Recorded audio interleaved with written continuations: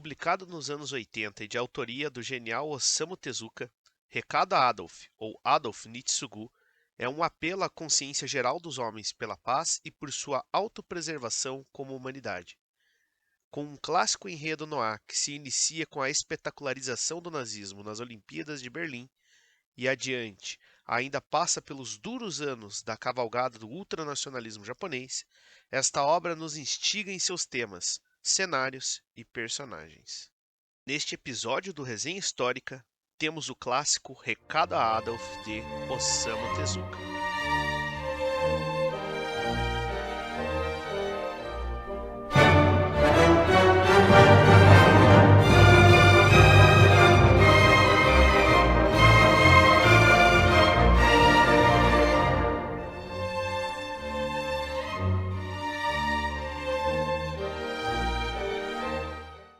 Para começar o nosso resenha histórica de hoje, vamos falar um pouco sobre o enredo, a história que é contada dentro do texto Recado a Adolf. De certa forma, nós podemos sintetizar que Recado a Adolf é uma grande história, uma epopeia que acontece na Alemanha e no Japão no pré, pós e durante a Segunda Guerra Mundial.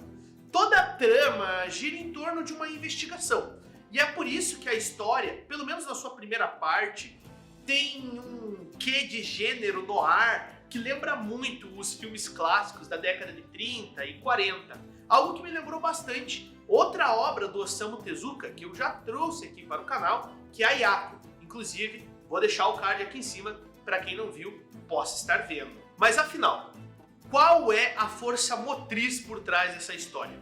Qual é o evento desencadeador que faz com que todo esse enredo se desenrole e a história realmente se inicie? Como todo bom texto de gênero noir, nós temos uma grande investigação, uma investigação que vai acontecer no Japão, que vai acontecer na Alemanha, que vai envolver o interesse dos nazistas, o interesse da comunidade judaica e também os interesses do governo nacionalista japonês, atrás de um documento obscuro sobre a hereditariedade de Adolf Hitler, sobre as origens de Hitler. Bom, gente, isso é algo que aparece nas primeiras páginas da história, então eu não estou spoilando nada demais, é realmente o ponto desencadeador de tudo. Adolf Hitler, segundo a história, seria descendente de judeus. De maneira completamente orgânica e visto que acontece nesses vários países que eu já citei essa investigação, por um acaso do destino, além de Adolf Hitler, outros dois homens chamados Adolf são dragados para dentro dessa história. Adolf Kamil, que é um judeu que vive, um judeu askenazi, né, que vive no Japão, na cidade de Kobe, e um outro rapaz chamado Adolf, o Adolf Kaufmann, que é filho do embaixador alemão no Japão e que consequentemente vai acabar entrando para a juventude hitlerista. A história desses três homens chamados Adolf, mesmo que em momentos muito pontuais eles se encontrem na história, alguns até têm mais relação um com o outro, a vida deles depende totalmente das ações que cada um tomou de sua história. E eu acho legal aproveitar esse momento aqui que eu citei exatamente os três personagens principais da obra, Adolf Hitler, Adolf Kamil e Adolf Kaufmann, para destacar exatamente o que move essa história são os personagens. Afinal, como todo bom romance histórico, a gente já sabe o que está acontecendo no mundo, talvez não de maneira tão profunda, mas a gente já conhece a nossa história. A gente já sabe que a Alemanha nazista e o Japão vão ser derrotados na guerra. A não ser que seja algo de uma pegada meio Tarantino, de fazer uma reescrita da história, que ele fez em Django Livre, por exemplo, a gente sabe qual vai ser o resultado da guerra. A guerra não tinha se iniciado no início do texto, ela acontece durante toda a história, se encerra, a história continua ocorrendo. A gente já sabia qual seria o resultado.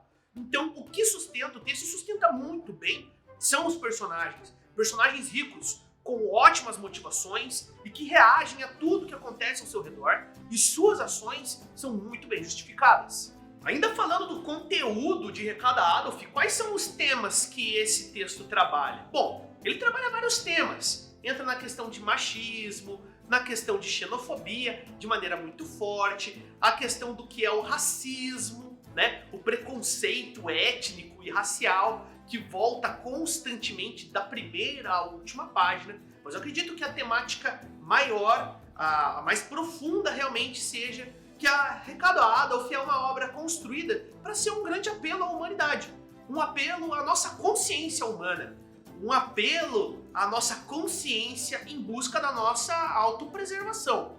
Pois da maneira com que o Osamu Tezuka trabalha os acontecimentos na história, parece que o ser humano está sempre em busca, uma em busca incessante pela sua autodestruição e pela destruição dos seus semelhantes. Acabei de citar aquele que seria talvez o tema maior da obra, segundo a minha leitura.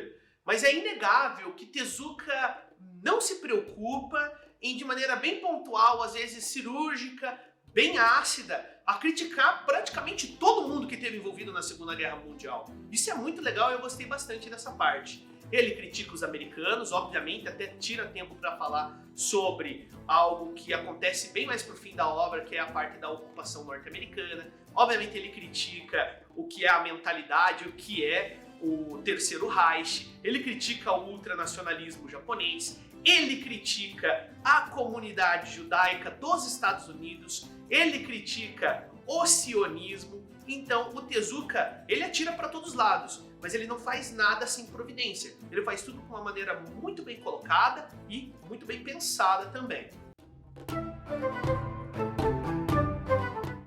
Sobre a edição que eu adquiri é a edição mais recente de Recado a Adolf, publicada pela editora Pipoque Nanquim, e é uma edição sublime. Eu achei com um cuidado muito grande, gostei bastante. Só fiquei um pouquinho decepcionado porque a capa que aparecia na loja virtual que eu comprei não é a capa, né? É aquela capinha de proteção, né? É uma capa mais simples, a capa cartão verdadeira, mas isso é um pequeno detalhe. São 2 tomos, o que é excelente, porque separa muito bem a história. O primeiro tomo tem cerca de 600 páginas, é a parte mais investigativa da história, que puxa muito pro gênero noir. Já a segunda parte, ela trabalha mais a relação dos personagens com o mundo ao seu redor, da guerra no seu auge, e o ocaso do Japão e da Alemanha. Também o segundo tomo tem cerca de 600 páginas. Apesar de ser muita coisa, é um calhamaço, é bem pesado para ler. Você não tem aquele medo que nem às vezes você acaba tendo em livros muito grandes, de abrir e ver aquela brochura rasgar, né? Soltar, a cola se desfazer. Não, é bem firme, é muito bem feito nesse sentido. Uma edição excelente. O cuidado editorial também do Pipoca Nanquim foi uma graça muito grande para esse texto. Por quê? São muitos eventos históricos que acontecem, né? Às vezes quem não acompanha muito, não é estudioso, não é muito inteirado do universo da história da Segunda Guerra Mundial, pré, durante e pós, pode ficar meio perdido do que estava acontecendo e conseguir realmente entender como essa dinâmica da guerra está afetando os personagens. Então, em momentos específicos, ao final de alguns capítulos, o Pipoque Nanquim introduziu ali uma lista, né, uma linha do tempo, com alguns eventos relevantes sobre o que está acontecendo no contexto mundial e também sobre o que está acontecendo no contexto japonês, que é excelente para a gente conseguir acompanhar. Inclusive, mesmo eu, professor de história, que podemos dizer assim, até que sei bastante, né? Sei bastante sobre a Segunda Guerra Mundial, eu aprendi muita coisa, principalmente sobre o contexto japonês durante a Segunda Guerra. Mas bom, não tem como não comentar isso. Quando saiu essa edição do Pipoque Nanquim, do Recado a Adolf, ele teve uma certa polêmicazinha, né? Uma polêmica que girou em torno, exatamente agora em 2020, de uma tradução que os internautas, quando leram, interpretaram que talvez fosse uma crítica ao governo do Jair Bolsonaro, né? Porque tem um personagem, ele fica doente, fica com pneumonia, a esposa quer muito que ele vá ao médico, ele se nega, e aí ele fala assim, e ele realmente cita, né, que ele teria sido atleta na juventude, que uma gripe não seria o suficiente para matá-lo, né? E essa tradução foi feita exatamente no contexto em que o Jair Bolsonaro teria feito um comentário semelhante, né? Teria feito, não, ele realmente o fez, né? E aí ficou aquela coisa, poxa, será que o Pipoque Nanquim tá dando indireta, tá falando mal do Bolsonaro, e deu uma polêmica. O Pipoca e Nanquim até eu vi um podcast onde eles falaram que não estavam nem aí, que eles confiavam no tradutor que eles tinham contratado, que o tradutor disse que poderia até estar sugestionado a traduzir daquela maneira, visto que tinha acabado de viver a realidade onde o presidente tinha feito aquele comentário, mas eles endossaram o trabalho da tradutora, se não me engano, era uma mulher que estava traduzindo, né? Endossaram o trabalho dela e que ia ser publicado daquele jeito. E que, inclusive, esse era o tipo de propaganda que surge por crítica, mas que seria uma propaganda positiva para levar o quadrinho ao sucesso. Pois bem, qual que é o saldo dessa história? Eles mudaram a tradução. Parece que eles ficaram com medo da repercussão ser mais negativa do que positiva, que nem a princípio eles estavam achando, que apesar da crítica o quadrinho ia ficar conhecido. E se você for lá na página onde a princípio estaria essa tradução controversa, tem uma outra tradução agora. Obviamente eu não quero dar aqui a minha opinião sobre isso, eu acho que era um cutuco da tradutora quanto ao governo de Jair Bolsonaro, esse não é o ponto. O ponto é que é interessante quanto à história do livro. Eles pensaram numa coisa, a princípio tinham endossado e, pelo visto, voltaram atrás. Agora vamos falar da minha parte favorita do Resenha Histórica, que é a minha experiência com a obra que eu tô resenhando aqui. Bom, eu gostei demais de Recado a Adolf, foi bem surpreendente. Eu já tinha gostado de Ayako, então eu já estava com uma proximidade legal com o trabalho do Osamu Tezuka, mas realmente Recado a Adolf é maior em todos os sentidos, é muito mais profundo em todos os sentidos, são mais temas, são mais personagens, há mais relevância, há mais retumbância nesse trabalho do Tezuka do que Ayako. Não diminuindo Ayako em nenhum momento, mas sim vendo-o como Recado a Adolf é muito grande. O primeiro tomo, aquele que eu citei, que tem uma pegada bem no ar e investigativa, eu gostei demais. Eu devorei o primeiro tomo, eu li ele de uma maneira bem veloz.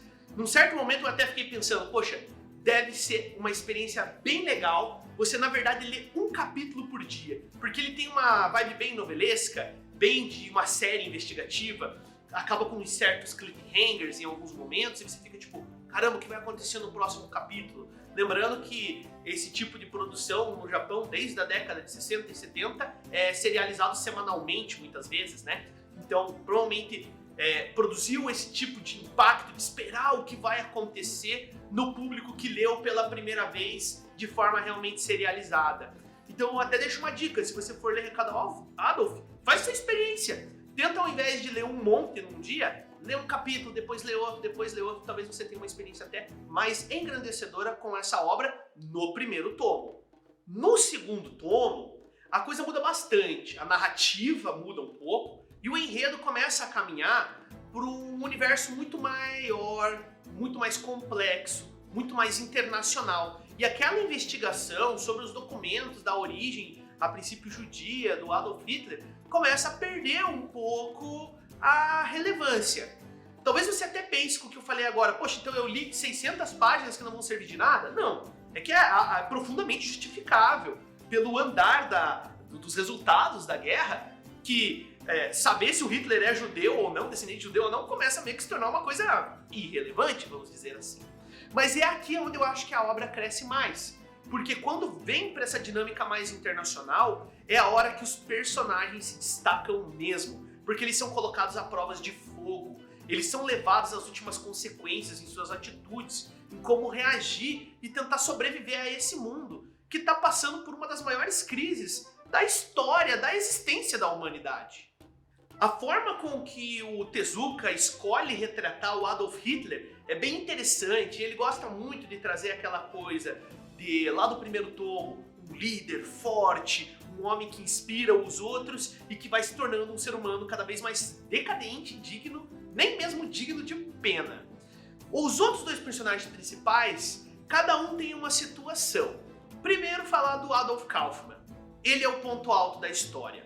A forma com que a história acaba se sustentando quase toda no segundo tomo, em cima dele, e acho que realmente dá para afirmar isso com bastante segurança, se não fosse o Adolf Kaufmann, o segundo tomo ficaria meio sem sentido, ou então nem existiria segundo tomo, ele carrega a história nas costas, porque ele é um personagem absurdamente profundo.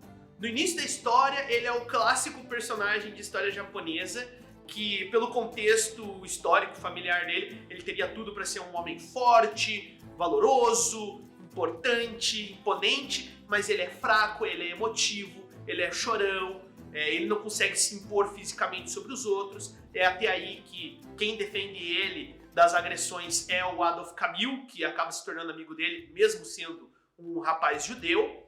E ele vai desse personagem doce no início da história para se tornar um verdadeiro assassino em nome do regime nazista. Se torna uma pessoa completamente seca, sem sentimentos, vírgula.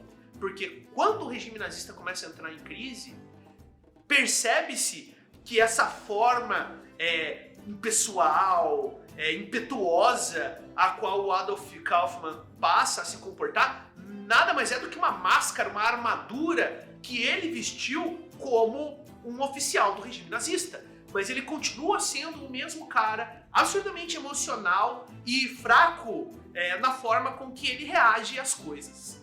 Por outro lado, a gente tem o personagem do Adolf Camus, que é um personagem que ele começa a receber mais atenção no segundo tomo. No primeiro tomo ele aparece pouquíssimas vezes. Começa a ser trabalhado, principalmente a relação dele com a futura esposa, surgindo ali um triângulo amoroso entre ele, o antigo amigo que agora se tornou oficial nazista, e essa moça judia que o amigo ajudou a fugir da Alemanha. Maior situação, é interessante, mas de repente ele some da história e volta a aparecer em situações bem topiculares. E as ações dele não tem muito impacto na história, é só ele reagindo de maneira verdadeira, um personagem ainda assim bem escrito, mas reagindo ao que acontece ao seu redor. Eu percebi, de certa maneira, talvez um traço meio negativo da roteirização do Tezuka. E, meu Deus, olha o que eu tô fazendo, eu tô criticando um dos maiores escritores aí do universo mangá. Mas me dá certa impressão que o Tezuka, talvez exatamente pela forma de trabalho serializado, ficar muito tempo trabalhando na mesma história e não saber exatamente aonde essa história vai terminar, né, vai se construindo com o tempo, nem todos os personagens caminham exatamente para a direção que ele pretende. Porque personagens são organismos vivos numa boa história. E aqui realmente o são. Qual é o ponto que eu quero chegar? Parece que tanto em Ayako quanto aqui em Recado a Adolf e em Recado a Adolf com Adolf Camus, o Tezuka perde aí o interesse pelo personagem e simplesmente resolve colocar ele nos momentos que são necessários, mas não dá mais vamos dizer assim, o tempo de tela, ou o tempo de página, ou o tempo de quadrinho necessário para realmente terminar de desenvolver aquele personagem. Então eu acho que o Adolf Camus tinha muito potencial que poderia ter sido mostrado, mas ele acaba perdendo o quê de protagonista que ele começa a ganhar do início do segundo tomo, ele vai perdendo ao longo do segundo tomo e se torna praticamente um coadjuvante no final da história. E agora então vamos finalizar com o veredito. Enfim, o que eu achei de Recado a Adolf?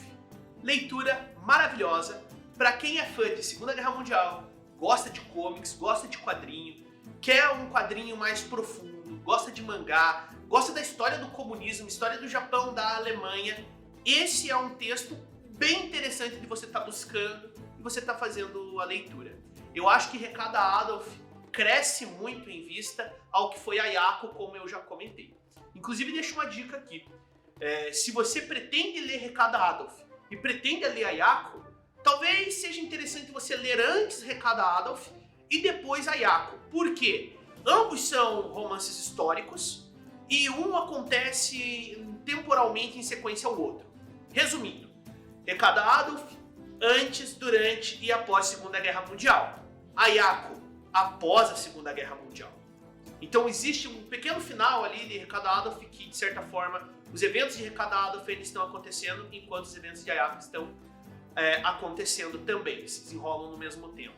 Mas, de maneira geral, Ayako vem posteriormente aos eventos narrados em Recado a Adolf, e aí você consegue pegar bem essa vibe de a ideia que o Japão tinha do que era a Segunda Guerra Mundial, o Japão na Segunda Guerra Mundial, o Japão derrotado, e aí em Ayako vem aquela coisa toda pesada da ocupação, da violenta ocupação norte-americana no Japão.